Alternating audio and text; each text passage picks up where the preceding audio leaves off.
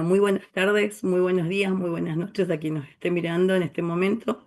Hoy es el día 26 del paro nacional en Ecuador, que comenzó por la derogación del decreto ejecutivo 126, que eliminó el subsidio al diésel, ya que los pueblos y nacionalidades consideran que el aumento del diésel afecta al transporte, producción rural, alimentos y en general a todos los niveles de vida. Hoy también el gobierno de Daniel Noboa suspendió la señal de radio Ilumán, una radio comunitaria con más de 20 años en Imbabura, que ha estado cubriendo el paro y la militarización en la región. También el 12 de octubre suspendieron el canal de televisión TV Mix, fundamental para la comunicación comunitaria y defensa de los derechos indígenas, con una antigüedad de 20 años. Que tenía de transmisión. Estas medidas vulneran la libertad de expresión y el acceso a la información.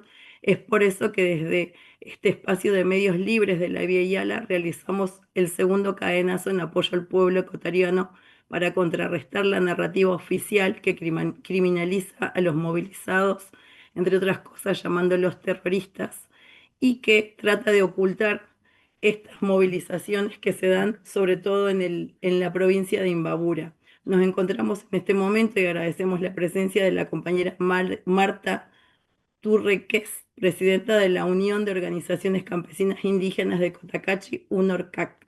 Muy buenas tardes, Marta.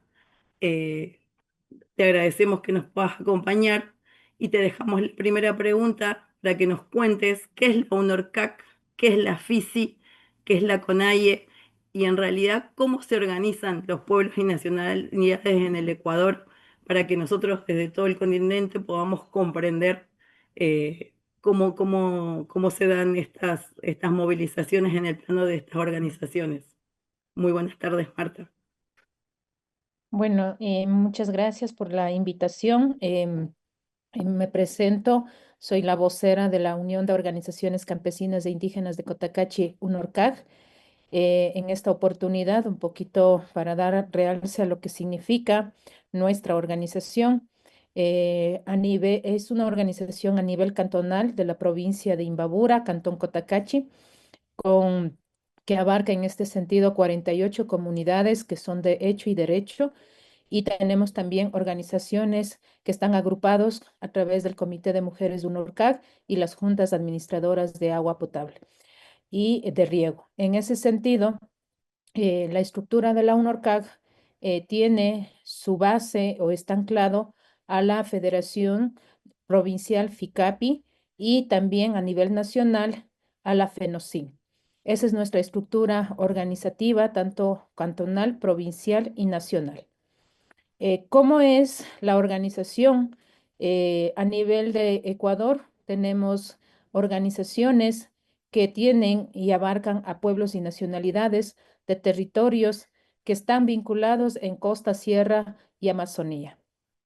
La CONAIE pertenece justamente también a una organización grande que abarca a pueblos y nacionalidades, que reconoce justamente su lucha en tema de territorios y en tema también en tema del reconocimiento de su identidad y del agua. Y también tenemos a la Ecuarunari, que también es otra organización, y también la FEI. Son algunas organizaciones que vinculan justamente el reconocimiento de los derechos a los pueblos y nacionalidades, el derecho de nuestros campesinos, a los afroecuatorianos y sobre todo también a toda la ciudadanía. En ese sentido, se ha marcado la lucha en distintas épocas y gobiernos también, el tema de los movimientos indígenas a nivel de Ecuador. ¿Cuáles y cómo nos organizamos? Una buena pregunta. Muchas veces nos cuestionan y también cuando estamos en resistencia y cuando se toman las decisiones, nos indican que a nosotros nos cuestionan que estamos financiados por grupos que no están dentro de nuestros territorios, a la cual un poco explicar el proceso organizativo. Nosotros, como mencionaba al inicio, caso específico de la UNORCAG, tenemos 48 comunidades, tenemos grupos organizados. En ese sentido, cuando hay medidas que nosotros vemos que están afectándonos a nuestras comunidades y sobre todo también como abarcamos a campesinos e indígenas del cantón, se hace un proceso de socialización en este cual se hace una asamblea general en la cual se da a conocer todas las políticas que se nos viene a nivel nacional y cuáles son los riesgos que se nos vienen con estos decretos o las leyes. En ese sentido, las comunidades, a través de sus vocerías, que son también sus dirigentes, toman y generan lluvia de ideas y generan unas resoluciones colectivas. Y estas resoluciones colectivas son plasmados para el Cabildo Central de la UNORCAC, en este caso representada como vocera oficial mi persona. Entonces, en ese sentido, es un mandato colectivo en la cual damos a conocer a todas las instancias nuestros propósitos y también sobre nuestras luchas y el por qué es importante reconocernos que somos hombres, mujeres, campesinos, que estamos día a día sujetos a muchos cambios en la cual las medidas del gobierno al hacer este tema de la eliminación justamente nos afectan directamente al diario vivir de nuestras familias. Diario vivir porque muchos de nosotros ni la canasta básica está contemplado a la realidad.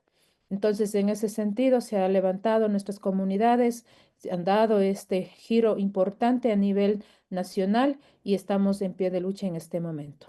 Muchas gracias, Marta.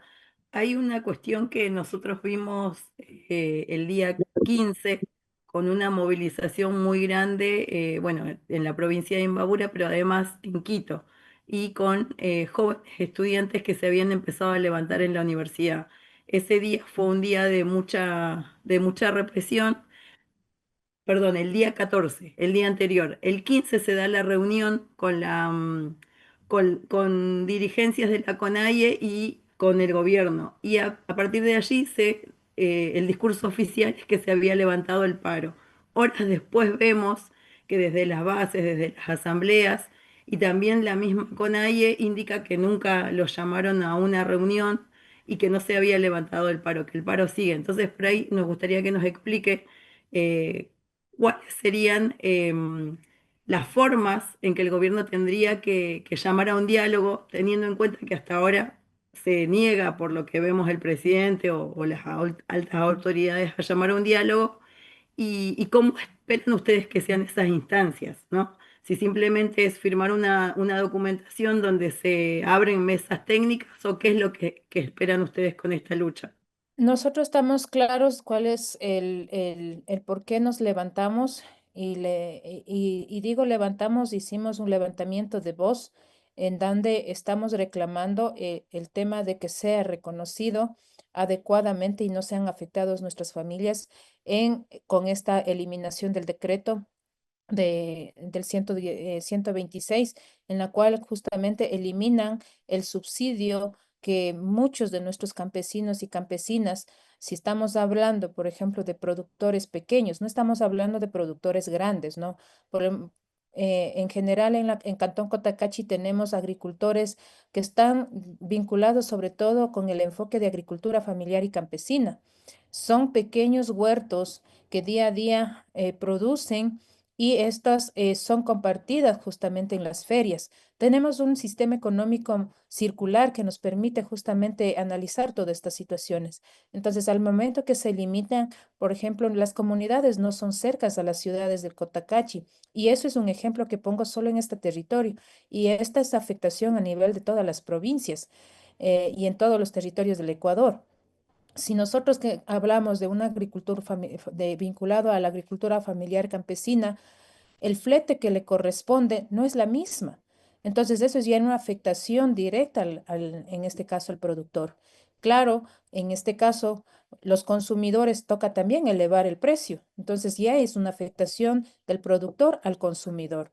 Pero con las medidas que justamente mencionan que no va a haber afectación en el alza de la canasta familiar, no sé en qué parámetros lo están analizando desde el gobierno, pero nosotros hemos tenido, imagínense que se ha contemplado en los últimos momentos, hay familias que están sobreviviendo con 90, 80 mensuales como salarios mínimos, entonces ni siquiera estamos llegando al porcentaje que supuestamente tenemos de los 450 que está establecido a nivel nacional como salario mínimo para las familias. Entonces, esa es la realidad en la cual se ha analizado y afecta, ¿no?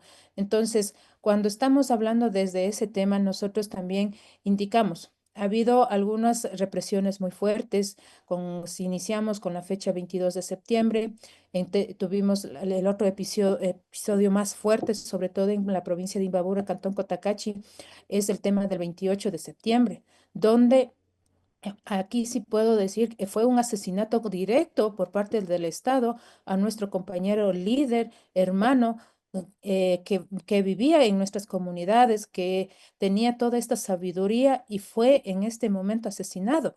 Y si no hubiera habido los videos de las evidencias, créame que hubiera pasado en silencio. Entonces, en ese sentido, nuestras personas, nuestra gente, nuevamente se retoma con más fuerza este tema. Y ahí mismo, con la fecha 14 justamente tuvimos otro episodio más fuerte. Fue un masacre completo en el cantón Otavalo y todos los sectores que estuvimos en resistencia. ¿Y qué pasó ahí mismo? Ahora tenemos una segunda víctima, que ahora estamos Cotacachi con un fallecido, Cantón Otavalo con un fallecido y tenemos sin números de heridos, solo por mencionarle, hasta ahora tenemos solo en Cantón Cotacachi registrados desde heridas leves y heridas graves y en estados críticos de 104 personas. Entonces, en ese sentido, como al momento que ya nos llaman a esta mesa de diálogo, en la cual yo no lo interpreto como ya una mesa, sino más bien una reunión de acercamiento para proponer 5 temas importantes, que es la primera, el tema del decreto, la eliminación de este decreto. ¿Sí? Y la otra es el tema de la liberación de los 12 compañeros que todavía siguen presos y están procesados por terrorismo. Caso que también, o sea, no es que sean nuestros compañeros terroristas, son compañeros agricultores, son artesanos, son músicos y son jefes de hogar que están afectando directamente de manera psicológica a todas las familias que están vinculadas con los detenidos. Igualmente, hemos estado solicitando la reparación, una atención integral a las familias de los fallecidos y de los heridos. El otro tema también es que los líderes y dirigentes somos procesados judicialmente. En este sentido, también hemos solicitado que se considere el tema de los archivos de nuestros procesos que estamos en este momento realizando. Entonces, son puntos y lo otro también que se planteó justamente el tema de poder trabajar e instalar las mesas técnicas, pero unas mesas técnicas en las cuales sí, en base a la realidad que tenemos como territorios, podamos justamente trabajar adecuadamente y estas focalizaciones o condonaciones que menciona el gobierno puedan ser llegados adecuadamente a nuestra población. Entonces, son los 5 puntos que se han tratado dentro de esta reunión. Y nosotros también hemos mantenido que para una mesa de diálogo estamos conscientes de que debemos ceder y ceder. Por eso es un proceso de diálogo, ¿no?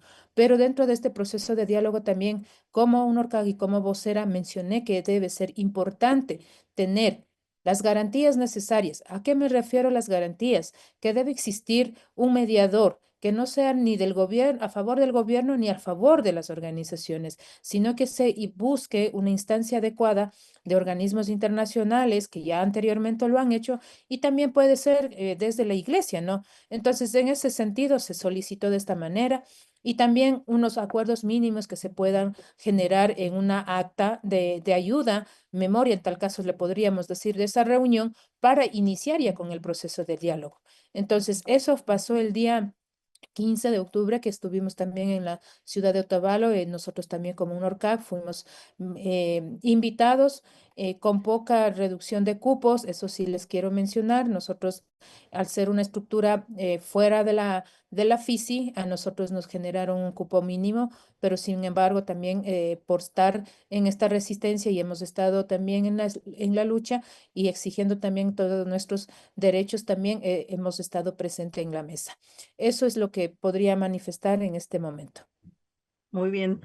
Algo que por ahí es importante que nos cuentes es cuál es el rol de las mujeres en el sostenimiento de 26 días de paro, ya que este paro, a diferencia de los del 2019 y del 2022, es mucho más largo. ¿Cómo se hace para sostener esos 26 días? Y finalmente que nos respondas cuál es la opinión de la mayoría de los movilizados respecto de la consulta del plebiscito que quiere hacer Noboa respecto de modificar o no la Constitución, que sería a finales de este año. Con la primera, en cuestión del rol de la mujer, creo que las mujeres somos ese eje principal en todo el tema de las movilizaciones también. Muchas veces no son visibles en la lucha, o a veces cuando hay este tema de que están nuestros compañeros, pero ellos están pendientes de la alimentación, están pendientes de si cuando hay enfrentamientos, han estado pendientes de los heridos, de que poder proveer todo lo necesario en la parte logística. Muchas veces eso no se ve desde afuera, ¿no? Más bien ha sido siempre invisibilizada el trabajo o el rol que le hacen las mujeres, pero ellos son el motor también dentro de todo este proceso. Pero con eso tampoco es que seamos criminalizadas, porque ha habido también directamente en este momento una compañera que está en su mayor tiempo de estos 26 días en la cocina y le llegan una notificación de supuesta paralización de servicios básicos, cuando la compañera lo único que en este momento está haciendo es una ayuda dentro de la coordinación de la cocina, dentro de la coordinación de las medicinas, dentro de la coordinación con el tema de poder llegar con las brigadas a las comunidades. Entonces, es algo injusto también de esta manera como nos ven el gobierno a las mujeres que somos líderes también en todo este proceso. Ahora, con el tema de la consulta, creo que son opiniones muy diversas, pero como menciono, creo que hay una factura que sí debemos reconocer, que la lucha que estamos realizando nosotros justamente es por la no constituyente en este momento.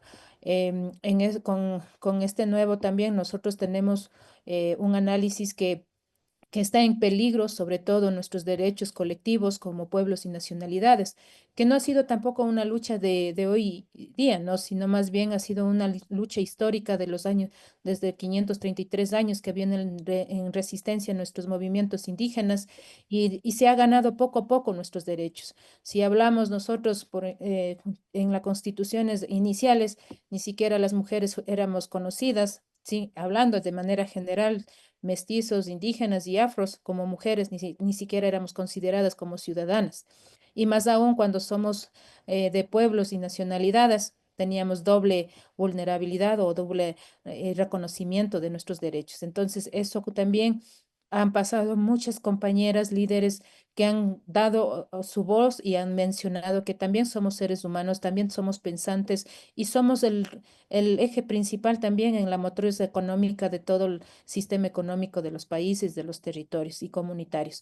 Entonces, creo que esas luchas sí hay que reconocerle. Y en ese sentido, para nosotros, el tema de que se esté cuestionándose los procesos de los derechos colectivos es una amenaza completa para nuestros ciudadanos, sobre todo para nuestras comunidades y territorios también.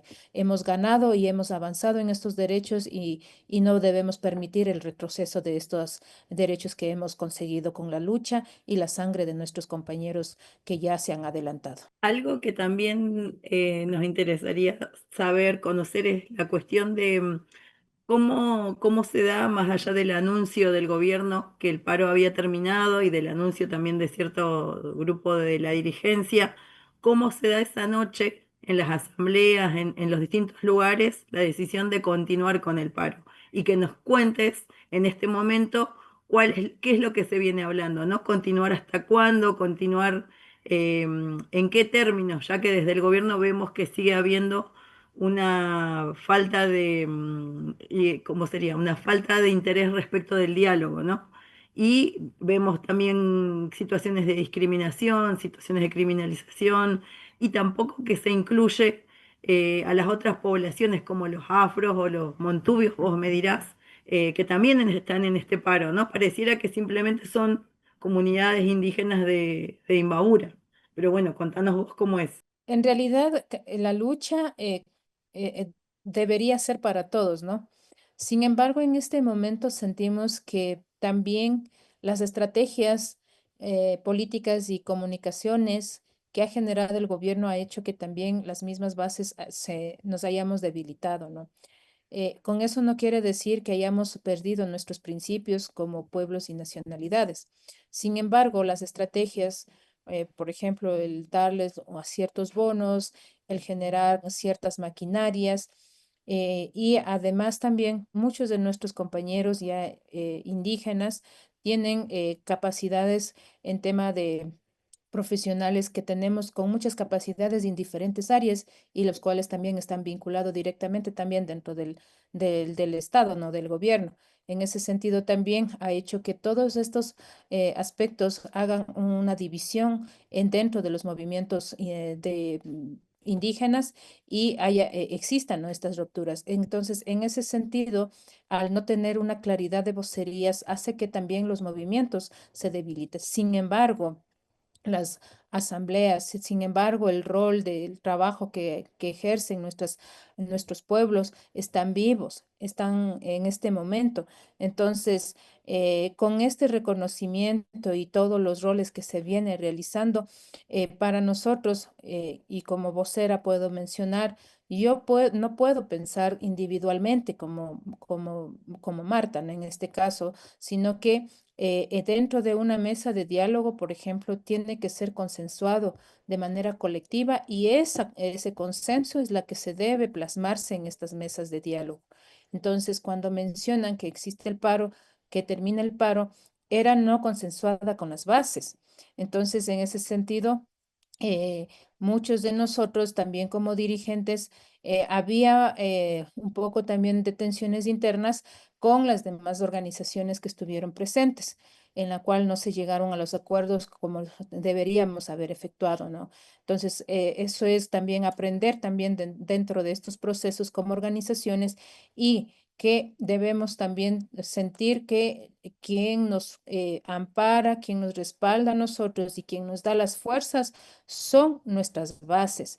Y si nuestras bases no se sienten seguros de lo que nosotros como dirigentes estemos transmitiendo, ellos tienen toda la potestad también de no reconocernos como líderes. Entonces, eso es lo que pasó en este momento y entendería que nuestras bases, muchos de ellos continúan, empezaron frente al último pronunciamiento que realizó por parte del gobierno. Este genera una tensión muy fuerte al nivel de todos los sectores y territorios y empiezan a generar sus propias asambleas y deciden continuar en el clamor. ¿Por qué? Porque hay dos situaciones que sí es puntual. Porque si al momento que se alza el paro, ¿cuál es la garantía? Sobre todo de los 12 detenidos que están todavía en proceso y hoy día supuestamente existían las audiencias y no sabemos cuál va a ser el resultado.